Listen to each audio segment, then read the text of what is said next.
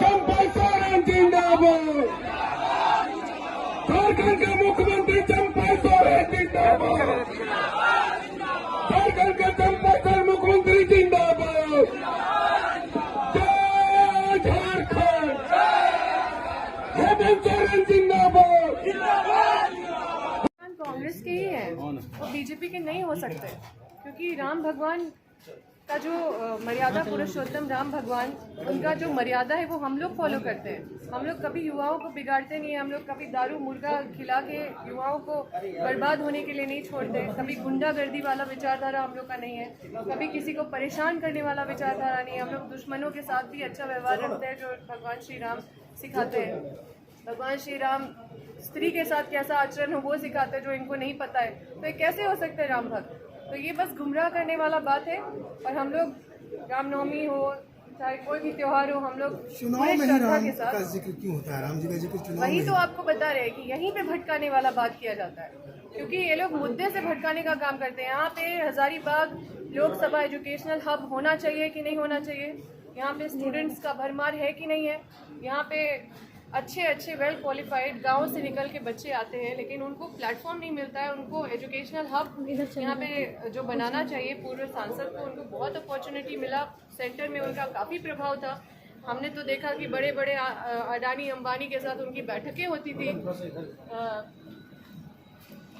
हाल ही में उनका फोटो देखा कि अंबानी मिसेस अंबानी के साथ उनका फोटो देखा, कई बड़े एंटरप्रेन्योर के साथ उनका फोटो देखती हूँ। लेकिन यहाँ डेवलपमेंट के नाम पे ये सब चीज़ को यूज़ नहीं करते, तो किस चीज़ के लिए यूज़ करते भगवान जाने। विस्थापन सबसे बड़ा गंभीर इशू है, जिसको शर्म आना चाहिए यहाँ के जनप्रतिनिधि जो विस्थापन का इशू को हम तो विधानसभा में उठाए हैं, लेकिन लोकसभा में यहाँ का इशू जो विस्थापन है वो सही मायने में वहाँ उठाने वाला इशू है। लेकिन शर्म आना चाहिए ऐसे ऐसे जनप्रतिनिधि को कि वहाँ का हालत इतना बद से बदतर है, लेकिन एक बार भी इन लोगों को अगर मौका मिलता है बोलने का तो ये बोलते हैं कि महंगाई कहाँ है। ये नहीं बोलते कि वहाँ विस्थापन हो रहा है, लूट हो रहा है, जीएम लैंड का जमीन लूटा जा रहा है लोगों का। एनटीपीसी अभी अडानी वहाँ पे मनमानी कर रहा है गोंदलपुरा में, वो नहीं बोला जाता है इनसे। हम बोलते हैं तो हमें परेशान किया जाता है। लेकिन हम हर हाल में चाहेंगे कि हजारीबाग का कायाकल्प होना चाहिए। ईडी के सहारे परेशान करने की बात है। ईडी का सहारा लेके परेशान करने की बात है। हर चीज़ का सहारा लेके परेशान किया जा रहा है। तो हम लोग क्योंकि समाज सेवा छोड़ के दूसरा कोई काम नहीं करते, इसलिए हम लोग परेशान नहीं होते। आप लोगों को हमेशा फेस किए हैं, हमेशा आप लोगों का जवाब दिए हैं, और हमेशा लोगों का के बीच में हमेशा जाते रहे हैं, चुनाव में भी सक्रिय हैं। और हम इधर तक जितने भी इश्यूज है, जितनी भी समस्याएं हैं, उस पर भी हम लोगों के साथ लोगों का समस्या चुनाव में कैसा लगता है? बड़का गांव में किस मुद्दे पे लोग वोट कर रहे हैं? देखिए, वहाँ पे सबसे बड़ा इशू विस्थापन है। कोई भी सदन में आज तक तरस गए हैं कि यहाँ के जो जनप्रतिनिधि है वो विस्थापन का इशू उठाएंगे, लेकिन अब लोग समझ गए हैं कि यहाँ पे जो एक पार्टी है जो वहाँ पे जाके अगर उनको वोट दिया जाएगा तो वहाँ जाके ना अडानी के बारे में बोलेंगे, ना एनटीपीसी के बारे में बोलेंगे, ना इन लोगों के बारे में बोलेंगे, बल्कि इन लोगों के साथ इनका उठना बैठना है, इन लोगों के साथ इनका तालमेल अच्छा है।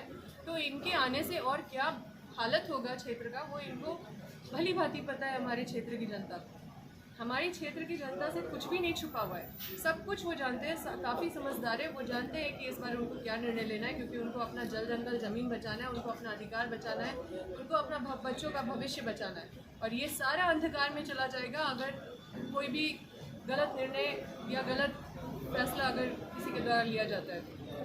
और क्योंकि हम क्षेत्र में हमेशा विस्थापन का मामला उठाते रहते हैं, सिर्फ विस्थापन ही नहीं बल्कि ज़मीन घोटाला, ज़मीन लूट रहे हैं वहाँ के जो एनटीपीसी और जो कंपनीज़ हैं उनके द्वारा जीएम लैंड का ज़मीन लूटा जा रहा है। आप देख लीजिए ट्रेन का क्या हालत है, देख लीजिए एयरपोर्ट अभी तक अधर पे लटका हुआ है, देख लीजिए हर घर नल योजना का क्या हालत है, अभी तक पाइप नहीं बिछा है। 10 साल से हम लोग ये योजना का नाम सुन रहे हैं, लेकिन पानी का त्राहिमाम है।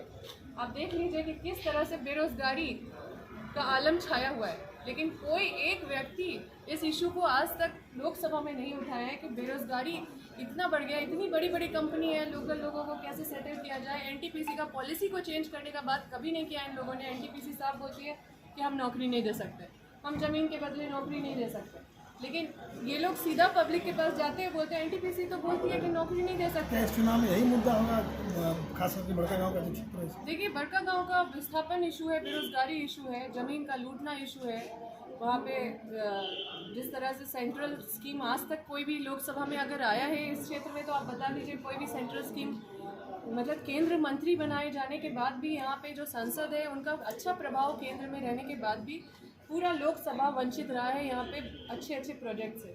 अगर मन साफ रहता, दिल साफ रहता, लोगों का कदर रहता, अगर उस वोट का अगर सम्मान होता, तो निश्चित रूप से बड़े बड़े प्रोजेक्ट्स यहाँ पे भी लाए जाते, चाहे वो एजुकेशनल सेक्टर के प्रोजेक्ट हो, चाहे किसी भी सेक्टर के प्रोजेक्ट हो। आप एक भी नाम बता दीजिए जो इन लोगों ने किया। बिजली का आज इतना बड़ा घोर समस्या है, डीवीसी से हम लोग परेशान हैं। हम अपने राज्य सरकार से बोलते रहते हैं डीवीसी से निजात दिलाइए, हम लोग राज्य में अपना अलग पावर प्लांट हम लोग लगा के और यहाँ पे बिजली मुहैया कराएंगे, क्योंकि हमेशा ये ब्लैकमेल वाला काम किया जाता रहा है और झारखंड के साथ। लेकिन केंद्र सरकार में हमको लगता है जितने भी लोग चुन के जाते हैं, मुझे नहीं समझ में आता है कि ये लोग भूल जाते हैं कि जनता उनको भेजी है वहाँ पे, और कभी भी बिजली, पानी, सड़क, विस्थापन, बेरोजगारी, महंगाई, कई तरह के मुद्दे हैं, ये लोग को एक भी मुद्दा याद नहीं आता उस जगह। नॉमिनेशन के बाद की क्या रणनीति होगी अम्बाला में?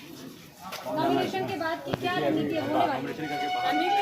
रणनीति ये लोगों तक पहुंचना, मैसेज पहुंचाना, लोगों तक सारा चीज। अच्छा, आपने बड़का गांव की बात करी, अगर पूरे हजारीबाग की बात करेंगे तो क्या ऐसे 3 या 5 मुद्दे हैं जिन्हें लेकर के जो है जेपी भाई पटेल और आप पूरे समर्थक उनके साथ आ रहे हैं? ये 5 मुद्दे नहीं है, और इतने सारे मुद्दे हैं कि आपको राइट, लेफ्ट, सेंटर सब जगह प्रभाव पड़ेगा, चाहे वो बेरोजगारी हो, चाहे वो यहाँ पे एजुकेशनल सेक्टर की बात करें जिसको यहाँ पे बद से बदतर धीरे धीरे होते जा रहा है, चाहे वो महंगाई की बात करें, चाहे वो विस्थापन की बात करें, चाहे वो यहाँ का ट्रैफिक, इतना ट्रैफिक है हजारीबाग में, कोई ट्रैफिक इशू नहीं उठाया यहाँ पे।